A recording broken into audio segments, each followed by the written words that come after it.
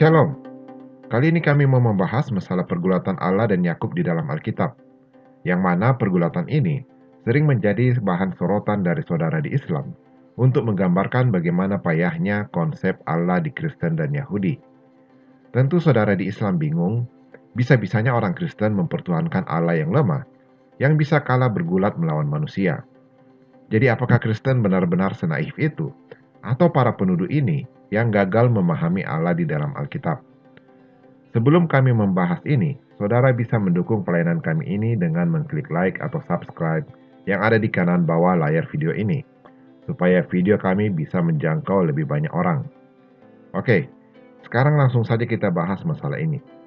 Bagi Anda yang berpendapat Yakub menang dalam artian menang bergulat, coba Anda pikir, apakah orang yang pulang pincang karena pangkal pahanya terpelecok dan dia gemetar karena merasa hampir saja dia mati, terlihat seperti orang yang memenangkan pergulatan? Bukankah itu klaim yang tidak sesuai dengan kenyataannya? Alkitab hanya menuliskan bahwa Allah tidak bisa mengalahkan Yakub, dan bahwa Yakub bergumul dengan manusia dan Allah, dan Yakub menang. Tapi tidak pernah dikatakan Yakub memenangkan pergulatan yang terjadi malam itu. Jelas di pergulatan itu, Allah yang mengalahkan Yakub, dan Yakub dilepaskan pangkal pahanya, sehingga Yakub tidak bisa berdiri lagi dan harus memeluk erat sosok manifestasi Allah yang dihadapinya. Jadi sangat wajar jika kita menafsirkan pernyataan Allah tidak bisa mengalahkan Yakub dalam konteks di mana Allah tidak bisa menghentikan Yakub tanpa melukai Yakub. Itu sangat sesuai dengan karakter Allah di dalam Alkitab yang panjang sabar. Seandainya Allah cuma mau memenangkan pergulatan itu, maka sejak semula saja Allah melepaskan pangkal paha Yakub. Orang yang beranggapan Allah lemah karena harus bergumul sepanjang malam melawan Yakub dan tidak langsung menang, pasti menganggap Tuhannya juga lemah. Kenapa mereka seharusnya menganggap Tuhannya lemah? Ya karena tidak ada manusia yang tidak pernah bergulat dalam tanda kutip atau tidak pernah melawan Allah. Ada yang korupsi selama bertahun-tahun, ada yang bersinah selama bertahun-tahun, ada yang terang-terangan membenci Tuhan selama bertahun-tahun. Kok bisa mereka melawan Allah selama bertahun-tahun? Dan kenapa Allah tidak langsung mematikan mereka?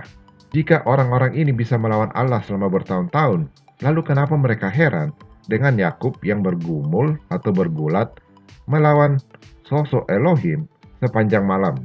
Adapun pada akhirnya Allah harus membuat pangkal paha Yakub terpelecok karena Alkitab menggambarkan ada urgensi di mana Allah harus meninggalkan Yakub sebelum fajar menyingsing.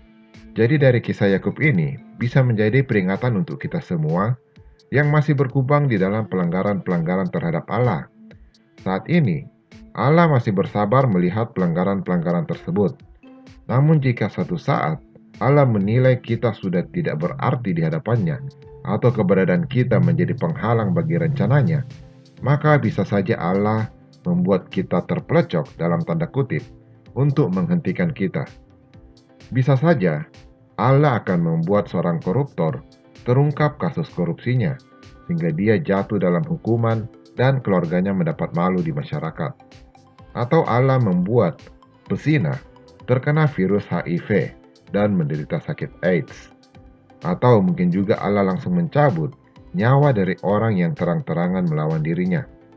Ada banyak bentuk terpelecok yang bisa kita alami jika Allah sudah berniat menghentikan kita.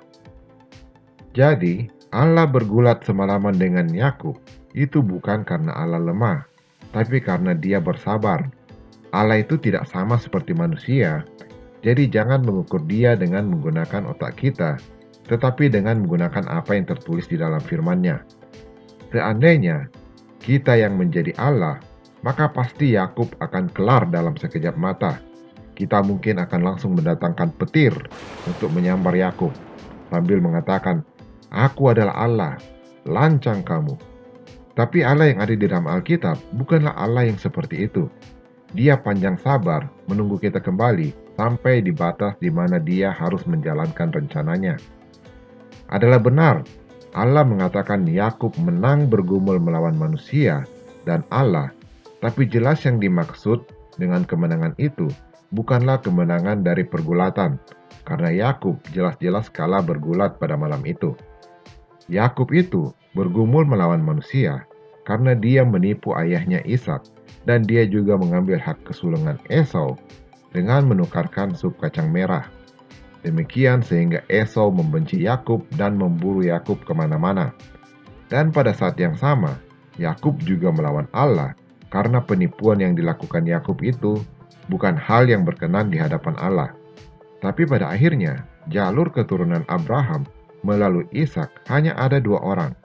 Jika bukan Esau, maka Yakub yang akan menjadi jalur keselamatan itu. Dan seperti yang sudah kita ketahui dari kisah Alkitab, Allah memilih Yakub menjadi jalur keselamatan bagi manusia. Jadi terlepas dari pelanggaran-pelanggaran Yakub, jelas terlihat bahwa Yakub lebih menghargai berkat-berkat Allah dibandingkan Esau. Esau menganggap ringan berkat-berkat itu sampai dia kehilangan berkat itu. Berbeda dengan Yakub yang sangat menginginkan berkat dari Allah, bahkan dia berani membahayakan nyawanya demi mendapatkan berkat dari Allah. Berkat yang diperoleh Yakub itulah yang dikatakan sebagai kemenangan Yakub setelah dia bergumul melawan manusia dan Allah di sepanjang hidupnya. Jadi Yakub bukan menang gulat. Yakub sendiri sangat bersyukur bisa meninggalkan pergulatan itu dalam keadaan hidup. Jadi mudah-mudahan penjelasan singkat ini bisa membantu kita memahami konteks dari kejadian pergulatan antara Allah melawan Yakub. Sampai di sini dulu penjelasan kami tentang topik ini. Sampai jumpa di video kami yang berikutnya. Salam Solidio Gloria.